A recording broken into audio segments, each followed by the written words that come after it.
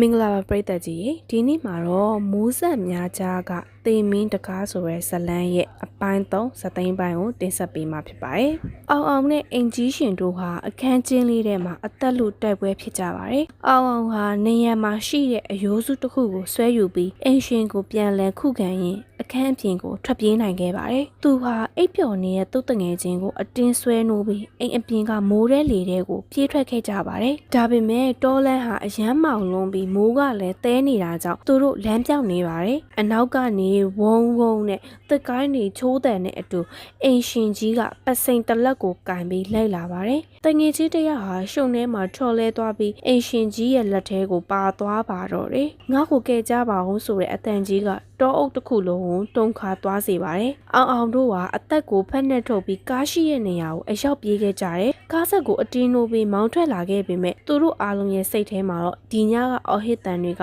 ထာဝရဆွဲကြံနေခဲ့ပါပြီ။မြို့ထဲကိုပြန်ရောက်လို့ဘေးကင်းပြီလို့ထင်နေချိန်မှာအောင်ကကားနောက်ကြည့်မှန်ကိုကြည့်လိုက်မိပါတယ်။ကားနောက်ခန်းထဲမှာသူတို့နဲ့အတူပါလာတာမဟုတ်တဲ့သွေးစွန်းနေတဲ့အင်ရှင်ကြီးရဲ့မျက်နှာဖုံးကြီးကသူ့ကိုစိုက်ကြည့်နေတာကိုမြင်လိုက်ရတဲ့အခါ